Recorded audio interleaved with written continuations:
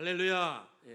12월 첫째 주 주일 대회에 오신 여러분들을 주의 이름으로 축복합니다. 오늘도 우리의 드린 예배를 통해서 주님께서 큰 영광 거두어주시고 우리에겐 기쁨과 은혜가 넘치는 귀한 시간 되기를 간절히 소원합니다. 우리 좌우에 계신 분들하고 반갑게 인사해 보겠습니다. 잘 오셨습니다. 잘 오셨습니다. 아멘. 오늘은 대림절 두 번째 시간으로 지난주와 동일한 제목으로 성탄 세상을 향한 축복의 시작이란 제목으로 함께 은혜를 나누고자 합니다. 한번 따라서 해보겠습니다. 성탄 세상을 향한 축복의 시작. 세상을 향한 축복의 시작. 저는 저 현수막의 그 타이틀이 너무나 마음에 듭니다. 한번 똑같이요. 같이 한번 큰 타이틀만 읽어보겠습니다. 읽겠습니다. 예수 그리스도의 탄생, 세상을 향한 축복의 시작. 아멘. 제가 만든 건 아니지만 여러 현수막 알아보다가 저 문구가 제 마음을 너무나 이렇게 울려서 지금 몇 년째 동일한 문구로 사용하고 있습니다. 이 어둠이 지배하고 있는 이 세상 가운데 주님께서 주님의 축복이 시작이 되었습니다. 그 축복의 시작은 바로 예수님의 강생하심이었습니다. 오늘은 마태복음 이제 1장 말씀을 통해서 함께 은혜를 나누고자 합니다. 오늘 말씀은 예수님께서 이 땅에 강생하셨을 때의 그 이야기를 다루고 있습니다. 예수님의 육신적인 부모라고 할 수 있는 마리아와 요셉의 이야기인데, 요셉이 마리아가 성령으로 잉태됐다는 그 이야기를 듣고 너무나 충격을 받게 됩니다. 어떻게 신체적인 접촉을 하지 않았는데 아이를 가질 수 있단 말인가? 이 아무리 유대 사회이고 하나님의 존재를 믿는 사회였지만 자기의 그 부인이 될 사람이 신체적인 접촉을 하지 않고 아이를 가졌다는 이것을 도저히 믿기지가 않아가지고 이 의로운 요셉은 이 아내하고 이 배우자하고 이제 혼인을 그만두려고 생각하고 있었습니다. 그런데 그때 주의 천사가 꿈속에서 이 요셉에게 몇 가지를 말씀하십니다. 이제 오늘이 그 말씀인데, 이 천사를 통해서 말씀하신 주 내용은 크게 두 가지입니다. 첫째는 이 마리아를 통해서 지금 잉태된 그 존재는 성령으로 말미암아 잉태되셨다. 요거하고, 그리고 그분이 이 땅에 강생하신 이유는 두 가지를 가지고 있다. 이것을 천사가 계시해 줍니다. 그래서 우리가 성경에서 이 계시로 주신 말씀들을 마음속에 유념해서 새겨야 됩니다. 그래서 오늘 세 가지를 살펴보려고 하는데, 첫째로 예수님은 이 땅에 강생하셨을 때 성령으로 말미암아 강생하셨다, 잉태되셨다, 이렇게 말씀합니다. 우리 같이 한번 20절을 읽어보겠습니다. 20절입니다. 읽겠습니다. 이 일을 생각할 때에 주의 사자가 현몽하여 이르되, 다윗의 자손 요셉아, 내 아내 마리아 데려오기를. 아멘. 그에게 잉태된 자는 무엇으로 됐다는 겁니까? 성령으로 말미암아 잉태되신 것이다 라고 천사가 계시해 줬습니다. 그래서 하나님께서 보내신 천사 가브리엘이 그에게 말씀하신 거죠. 당신의 배우자 지금 마리아에게 잉태된 이 아이는 인간적인 접촉을 통해서 낳은 아이가 아니고, 잉태된 사람 존재가 아니고 바로 지극히 높으신 하나님의 영 성령으로 말미암아 잉태되신 분이다, 이렇게 말씀합니다. 우리가 작년에도 나눴지만은 예수님께서 신체적인 접촉을 통하지 않고 이 땅에 강생하셨다는 것은 예수님께서 모든 죄의 DNA를 완전하게 제거하시고 이 땅에 잉태되셨다는 겁니다. 예수님께서 이 땅에 태어나신 것은 모든 신체적인 접촉이 들어오지 않았기 때문에 아담으로부터 시작된 죄의 DNA가 예수님 안에 절대 들어오지 못했던 겁니다. 아담의 피도 마찬가지고 이 하와의 피, 이 그 마리아에게 속했던 죄의 DNA도 예수님 안에 들어오지 못한 겁니다. 그래서 만일 예수님께서 성령으로 잉태되지 않았다면 우리에게 이루어 놓으신 이 구원은 아무런 의미가 없습니다. 왜냐하면 예수님께서 만약 신체적인 접촉을 통해서 이 땅에 강생하셨다면 예수님은 죄 가운데 태어나신 겁니다. 로마서 3장 23절에 모든 사람이 죄를 범하였음에 하나님의 영광이 이르지 못하였다, 이렇게 말씀하는데, 모든 사람이 죄를 범하였는데 만일 예수님께서 죄를 범한 두 존재의 신체적인 접촉을 통해서 태어나셨다면 예수님도 동일하게 죄를 가지고 태어나신 겁니다. 그래서 예수님께서 만일 죄를 가진 상태에서 우리 모든 일을 위해서 대신 돌아가셨다면 그것은 아무런 의미가 없습니다. 왜 그렇습니까? 죄인이 죄인을 위해서 죽는다는 것은 아무런 의미가 없다는 겁니다. 물론 뭐 좋은 일을 위해서 사람이 다른 사람을 위해서 희생하는 것은 좋은 일이지만 이 죄를 지은 존재가 다른 죄를 지은 존재에서 대신 죽은 것은 아무런 의미가 없었던 겁니다. 그래서 누가복음 말씀에 이 마리아에게 처음 수태고지를 할 때 천사가 이렇게 말하죠. 지극히 높으신 이의 권능이 너를 덮으시리니 그의 성령의 권능으로 말미암아 너는 아이를 잉태하게 될 것이다. 이렇게 말씀합니다. 누가복음 1장 35절에 천사가 대답하여 이르되 성령이 내게 임하시고 지극히 높으신 이의 능력이 너를 덮으시리니 이러므로 나실 바 걸어가니는 하나님의 아들이라 일컬어지리라. 아멘.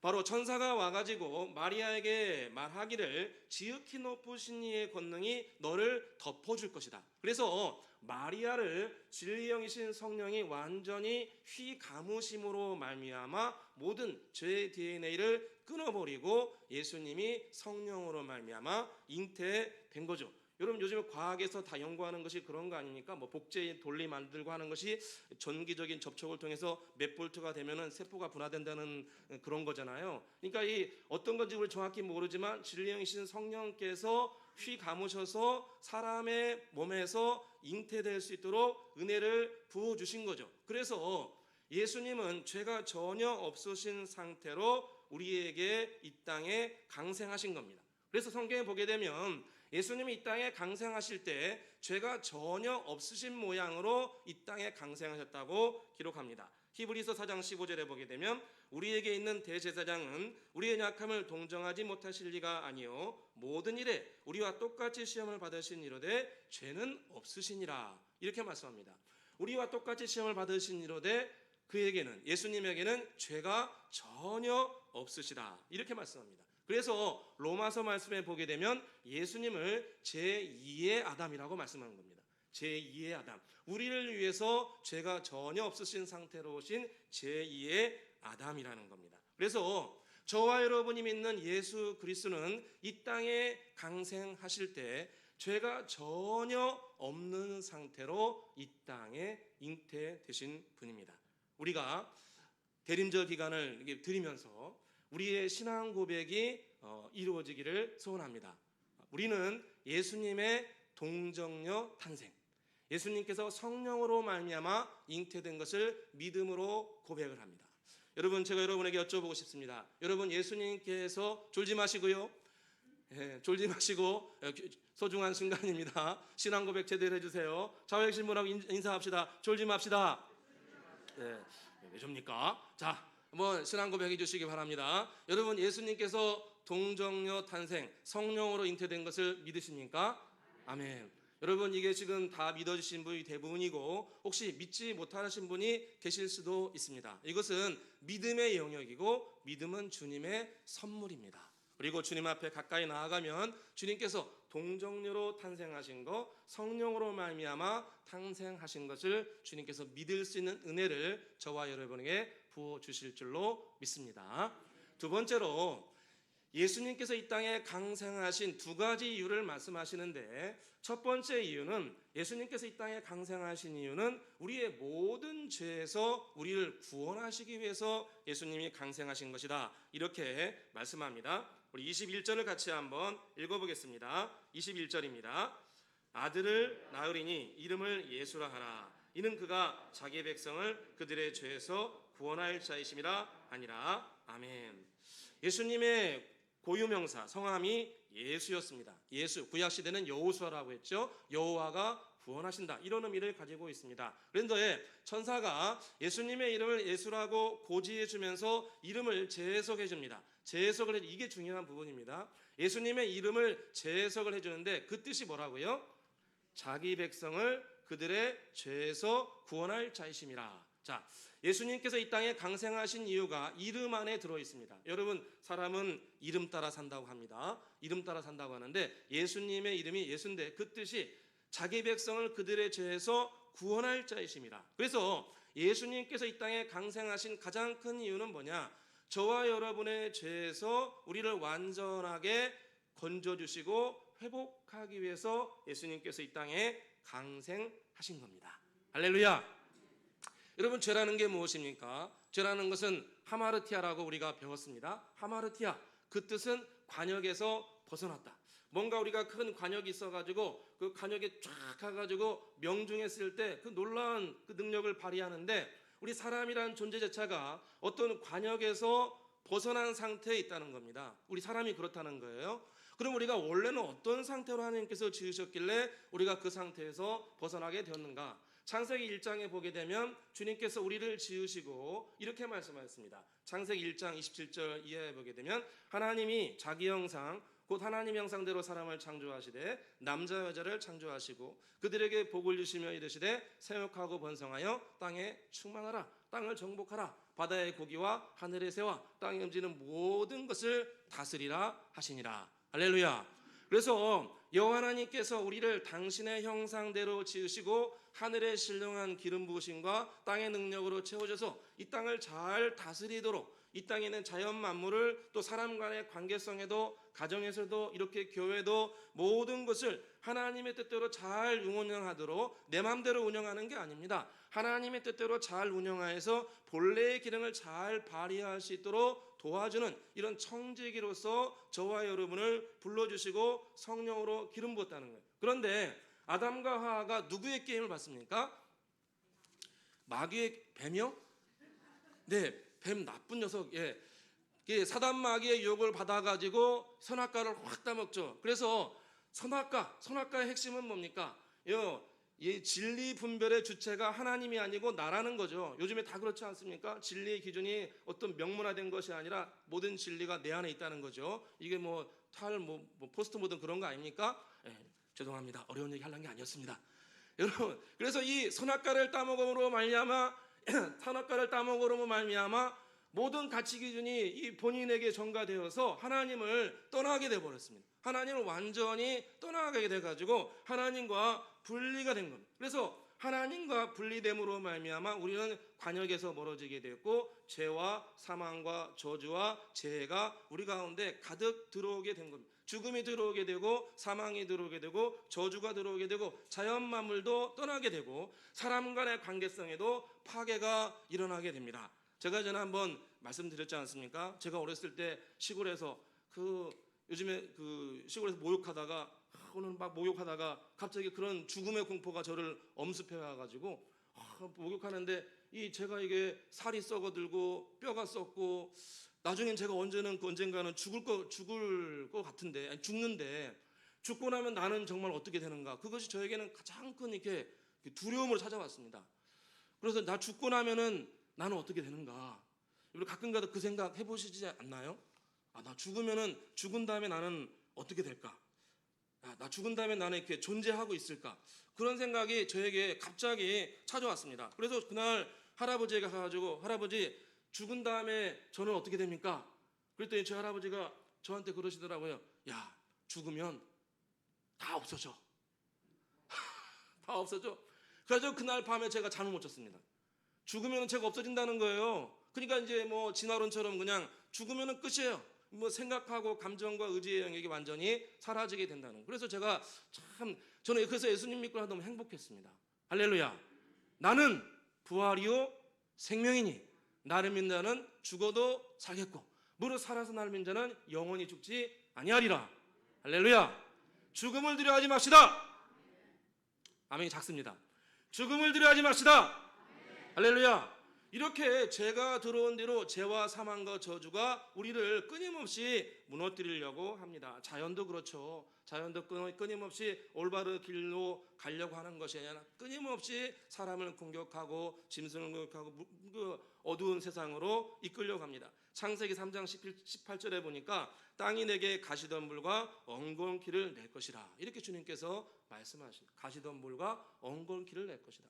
자연도 하나님을 떠나게 되었고 또 사람과 사람의 관계성도 마찬가지입니다. 사람과 사람의 관계성도 정말 하나님의 형상을 가지고 서로 존중하며 사랑해야 되는데 이제는 사람이 바뀌어가지고 사람을 서로 지배하려고 하죠. 이게 안타까운 거 아닙니까? 사람이 사람을 서로 지배하고 통치하는 구조로 완전히 바뀌었습니다. 여러분 나중에 레위기나 민수기를 한번 잘 보시기 바랍니다. 하나님께서 이 땅에 세우시려고 하는 공동체는 평등 공동체입니다. 모든 사람들이 땅을 소유하고 가정을 소유하고 집을 소유하고 그 안에서 행복하게 살아가는 것, 이게 바로 주님께서 모든 나라 가운데 세우고자 하는 이상적인 국가였습니다. 그거 완전히 다 무너졌죠. 자, 그래서 사람 간의 관계성에도 지배계층과 피지배계층으로 완전히 탈바꿈을 하게 됩니다. 우리가 잘 아는 것처럼 가인과 아벨을 보게 되면 서로 가인이 아벨을 갖다가 나중에 시기 질투하다가 돌로 쳐서 사람을 죽이게 됩니다. 창세기 4장 8절에 보니까 가인이 그의 아우 아벨에게 말하고 그들이 들에 있을 때에 가인이 그의 아우 아벨을 쳐 죽이니라. 드디어 사람이 사람을 해하는 무서운 끔찍한 일이 인류 가운데 발생하기 시작하겠습니다. 그래서 성경에 보게 되니까 하나님을 떠나 있는 것, 하나님 멀리 떠나 있는 것이 자체가 사람에게 고통이요 저주라, 이렇게 말씀합니다. 예레미야 2장 19절에 보니까 내 악이 너를 징계하겠고 내 반역이 너를 책망할 것이라. 그런즉 내 하나님 여호와를 버림과 내 속에 나를 경외함이 없는 것이 악이요 고통인 줄 알라. 주 만군의 여호와의 말씀이니라. 이렇게 말씀합니다. 하나님을 떠난 것 자체가 악이요 고통이라는 것, 다른 것이 우리에게 고통과 절망이 아니라 하나님을 떠나 있는 것 자체가 우리에게 고통과 절망으로 다가온다는 겁니다. 이것을 우리가 우리의 힘으로 완전하게 해결할 수 없습니다. 바로 주 예수 그리스도께서 우리의 모든 죄 문제를 온전하게 해결해 주실 수 있는 분입니다. 아들을 낳으니 그 이름을 예수라 하라. 번역한즉 그가 자기 백성을 그들의 죄에서 구원할 자이십니다. 주 예수 그리스도는 우리의 어떤 죄와 사망의 권세라 하더라도 반드시 구출해낼 수 있습니다. 어떤 사망과 저주의 문제라 할지라도 예수님은 반드시 그 문제를 해결해 주시고 자유할 수 있는 능력을 저와 여러분에게 부어주십니다. 마태복음 8장에 보게 되면 한 나병 환자가 죽을 각오를 하고 예수님께 가까이 나오는 사건이 나옵니다. 구약 성경에 나병 환자는 절대로 일반인들에게 나올 수 없었는데 이 나병 환자가 돌 맞아 죽을 각오를 하고 예수님께 가까이 나와서 예수님께 말씀을 드립니다. 주여 원하시면 저를 깨끗게 하실 수 있나이다. 마태복음 8장 2절에 한 나병 환자가 나와 전하며 이르되 주여 원하시면 저를 깨끗게 하실 수 있나이다. 이렇게 돌을 맞을 각오를 하고 나병 환자가 예수님께 나와서 주님께 치료의 은혜를 구합니다. 여러분 지금도 그렇지만 구약시대에는 나병을 고친다는 것은 거의 불가능에 가까운 일이었습니다. 그런데 이 한 나병 환자가 죽을 각오를 하고 예수님께 가까이 나와서 주여 원하시면 저를 깨끗게 하실 수 있나이다 간절히 구했을 때 주님께서 치료의 손길을 펼쳐주시고 그의 질병을 깨끗게 해주신 것을 볼 수 있습니다. 마태복음 8장 3절에 예수께서 손을 내밀어 그에게 대시며 이르시되 내가 원하노니 깨끗함을 받으라 하시니 즉시 그의 나병이 깨끗하여 진지라. 아멘. 주님께 가까이 나왔을 때 주님께서 그의 나병을 온전하게 깨끗하게 하신 것을 볼 수 있습니다. 주님께서 이 땅에 강생하셔서 우리에게 이루어놓은 구원은 사실입니다. 그리고 그 구원은 지금도 저와 여러분에게 넉넉히 이루어질 수 있습니다. 며칠 전에 제가 좀 몸이 좀 안 좋아서 좀 휴식을 취했는데 지금도 이렇게 완전하진 않지만 이게 새벽 설교를 마치고 제가 집에 가서 좀 빨리 쉬어야겠다. 몸이 안 좋으니까 집에 가서 좀 빨리 쉬고 약 먹고 빨리 나아야겠다. 해가지고 이제 한 3일 동안 새벽 기도 딱 하고 좀 기도하다가 바로 이제 집에 가서 쉬고 약 먹고 이렇게 하는 것을 한 2, 3일 반복을 했습니다. 그러다가 3일째 되는 날에 새벽 기도 마치고 집에 또로로 가려고 그러는데 한 저기쯤 지나가는데 갑자기 뭐가 이렇게 번뜩 생각나더라고요. 야, 너는 맨날 성도님들한테 기도하면 낫습니다. 이렇게 해놓고 쭈르륵 집에 가냐? 갑자기 그렇게 마음에 확 다가오더라고요. 그래가지고 저쪽에 앉아가지고 일단 앉아가지고 뭔가를 해야 되는데 기도는 하고 내려갔거든요. 아주 이제 주님 낫게 해주셔야죠. 그러다가 제가 마음에 번뜩 드는 생각이 요한복음 14장 6절에 내가 곧 길이요 진리요 생명이다. 예수님은 생명이다. 그래서 생명이니까 주님 생명을 좀 저에게 주십시오. 생명을 좀 주십시오. 제가 앉아가지고 주님 생명을 좀 주십시오.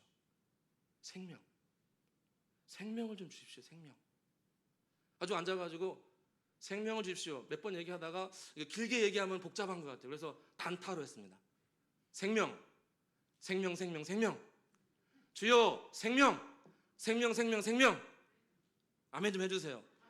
혼자 앉아가지고 저 구석에 앉아가지고 주여 생명 주셔야죠. 생명 한 500번을 외친 것 같아요. 혼자 앉아가지고 한 500번 외쳤더니 마음속에 뭐가 이렇게 확 올라오는 것 같더라고요. 할렐루야. 저는 주님이 주신 치료가 시작됐다고 생각합니다. 저는 그렇게 믿고 나아갑니다. 여러분, 저는 그 생각을 합니다. 대림절 기간 동안에 주님께서는 우리의 죄 문제를 해결해 주시기를 원합니다. 죄가 들어온 뒤로 죽음이 들어오고 사망이 들어오고 질병이 들어오고 가난이 들어오고 저주가 들어왔습니다. 그 모든 문제를 예수님은 온전하게 해결해 주시겠다고 약속해 주셨습니다. 요한복음 8장 36절에 그러므로 아들이 너희를 자유롭게 하면 너희는 참으로 자유로우리라. 우리가 대림절의 기간을 주님 앞에 드리면서 죄에서 자유하는 치료되는 복된 역사가 나타나시기를 주의 이름으로 축원합니다. 마지막 세 번째로 주님께서 이 땅에 강생하시는 가장 큰 이유는 우리와 함께 살기 위해서 오셨다. 이렇게 말씀합니다. 우리 같이 한번 23절을 읽어보겠습니다. 23절입니다. 읽겠습니다. 보라 처녀가 잉태하여 아들을 낳을 것이요 그의 이름을 임마누엘이라 하리라 하셨으니 이를 번역한즉 하나님이 우리와 함께 계시다 함이라. 아멘. 예수님께서 이 땅에 강생하실 때 또 하나의 귀한 이름을 주셨는데 그 이름이 뭡니까? 임마누엘이다. 그 이름의 뜻이 번역한즉 하나님이 우리와 함께 계시도다. 그래서 예수님께서 이 땅에 강생하신 가장 큰 이유 두 번째는 바로 우리와 함께 사시기 위해서 강생하셨다는 겁니다. 저는 말씀을 준비하면서 그 생각이 들었습니다.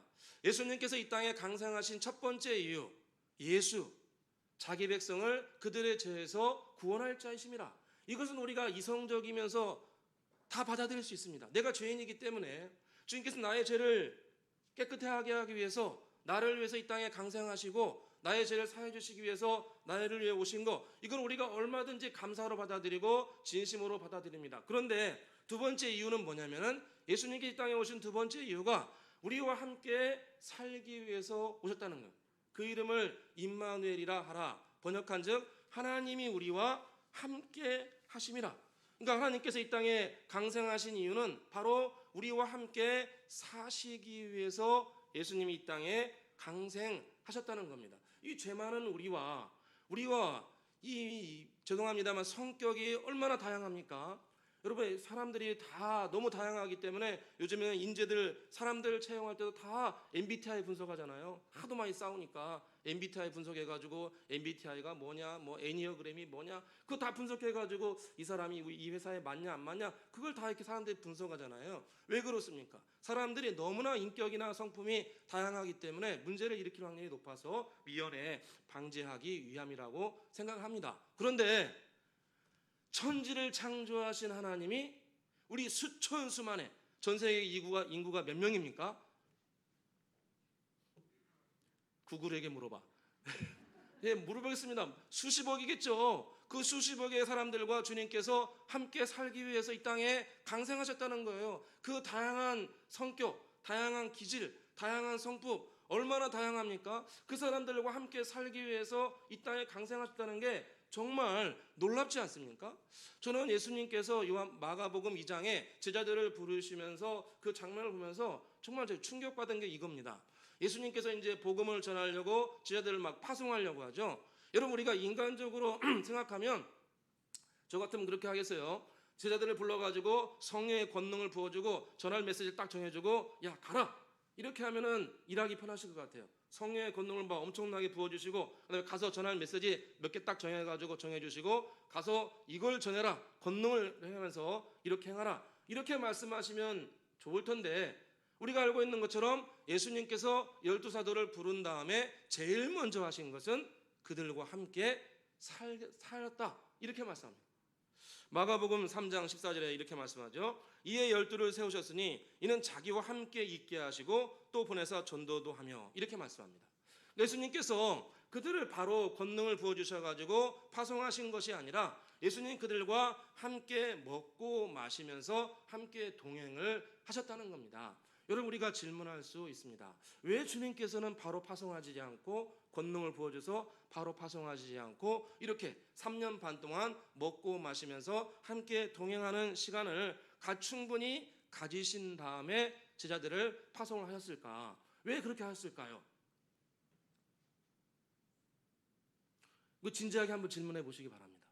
왜 예수님은 바로 파송하지 않고 3년 반 동안 당신과 먹고 마시며, 저는 개인적으로 부담스러울 것 같아요. 예수님과 매일 먹고 마시고 일거수일투족이 다 들키고 막 죄지으면 바로바로 보이고, 그런 생활을 함께 3년 반 동안 합니다. 여러분, 매일매일 1년 365일 제자들이 예수님과 동행하면서 예수님의 위로도 많이 받고 격려도 받고 가르침도 받고 때로는 책망도 받고 때로는 바다에 빠지면서 어려움을 당해서 건진받기도 하고, 이런 우여곡절을 1년 365일 3년 반 동안 매일매일 했다면, 3년 반이 지나고 나서 그들 내면 깊은 곳에는 어떤 마음이 형성이 됐을까요? 오병이어 기적을 행하시고 무리를 걸으시고 죽은 자를 살리시고, 이런 일들을 갖다가 1년 365일 함께 동행하면서 매일매일 체험했다면, 제자들의 깊은 마음에는 어떤 마음이 형성이 됐을까요? 맞습니다. 깊은 신뢰가 형성됩니다. 깊은 신뢰가 형성됩니다. 아, 저 예수라는 분은 무슨 일이 있어도 나를 버리지 않는구나. 아, 예수님은 무슨 풍파가 와도 나를 절대로 외면하거나 버리시지 않는구나. 아, 예수님은 나를 정말로 사랑하시는구나. 이것을 뼛속 깊이 마음속에 자리 잡게 되는 겁니다. 1년 365일 365일 동안 3년 반 동안 동행하면서 제자들 마음 깊은 곳에는, 아, 예수님은 절대로 우리를 버리시지 않는구나. 당신이 죽는 한이 있더라도 우리를 절대로 버리시지 않는구나. 이것을 마음속 깊이 그들 가운데 형성이 된 겁니다. 예수님은 그 상태에서 제자들에게 성령의 불을 내려주시고 전 세계에 파송을 해주신 줄로 믿습니다. 하늘과 땅의 모든 권세를 내게 주셨으니 그러므로 너희는 가서 모든 족속으로 제자를 삼아 아버지와 아들과 성령으로 세례를 베풀라. 주님께서 제자들 안에 깊은 신뢰감이 형성되었을 때 성령의 기름 부으심을 넘치게 주시고 그들을 전 세계에 파송하신 겁니다. 제자들이 파송받으면서 그런 마음 가졌을 거예요. 나는 어디를 가든지 예수님이 나를 책임져 주실 거야. 나는 무슨 일을 하든지 나는 절대로 망하지 않을 거야. 이런 깊은 확신을 가지고 있었을 때 주님께서 그들을 세상에 파송하여서 귀한 사도들로 사용해 주신 줄로 믿습니다. 주님은 우리와 매일매일 동행하기를 원하십니다. 미가서 6장 8절에 사람아, 주께서 선한 것이 무엇임을 내게 보이셨나니 여호와께서 내게 구하시는 것은 오직 정의를 하며 인자를 사랑하며 겸손히 내 하나님과 함께 행하는 것이 아니냐, 이렇게 말씀합니다. 겸손히 내 하나님과 함께 동행하는 것이 하나님께서 우리에게 정말 원하시려는 겁니다. 그래서 주님께서 이 땅에 강생하신 가장 큰 목적은 우리를 죄로부터 자유하게 함과 동시에 우리의 매일 생활 가운데 동행하심으로 우리 내면 깊은 곳에 나는 너를 결코 버리지 않는다. 나는 너를 진정으로 사랑한다. 사람은 너를 버린다 할지라도 나는 너를 끝까지 버리지 않고 사랑한다. 이것을 내면 깊은 곳에 심어주기를 원하신다는 겁니다. 그렇습니다. 주님은 저와 여러분을 결코 버리시지 않습니다. 인생을 포기하시지 않습니다. 저와 여러분이 이 대림절 기간을 주님 앞에 드리면서 주님께서 나를 위해 생명을 내어주시기에 강생하여서 죄에서 자유하게 하시고 나에게 이런 깊은 확신을 주시기 위해서 강생하신 이 놀라운 은혜에 함께 감사하며 나아가시기를 주의 이름으로 축원합니다. 기도하겠습니다. 사랑과 은혜가 풍성하신 아버지 하나님, 오늘 대림절 두 번째 시간을 맞이하게 해주시니 감사드립니다. 오늘 말씀에 주님께서 성령으로 잉태되시다 죄의 대인을 끊으시고 강생하였음을 가르쳐 주셨습니다. 우리에게 이것을 굳건히 믿을 수 있는 은혜를 부어주시기를 소원합니다. 아직 동정녀 탄생이 믿어지지 않는 분이 계시다면 주여 계시빛을 비춰주사 믿음을 부어주시기를 소원합니다. 예수님의 강생하심이 우리를 모든 죄에서 구원하시기 위함이라고 말씀하였습니다. 아들을 낳으리니 그 이름을 예수라 하라. 이는 자기 백성을 그들의 죄에서 구원할 자이심이라. 대림절 기간을 들으면서 우리가 죄에서 구원받게 하여 주옵소서. 죄와 죽음과 가난과 저주로부터 해방되게 해주시고 특별히 우리 가운데 죽음의 공포에 시달린 사람 없도록 아버지여 은혜 베풀어 주옵소서. 임마누엘의 하나님을 찬양합니다. 인생의 희노애락을 함께하길 원하시는 주님, 주님과 범사에 동행하기를 원합니다. 범사에 여쭤보고 범사에 인도받고 범사에 깨달음을 얻고 범사에 주님의 인도를 받아서 철광석과 같은 깊은 신뢰감이 무르익게 하여 주옵소서. 대림절 기간을 주님 앞에 드리면서 주님에 대한 신뢰와 사랑이 더욱 깊어질 수 있도록 주여 저희들에게 은혜를 베풀어 주옵소서. 예수님의 이름으로 기도드립니다. 아멘.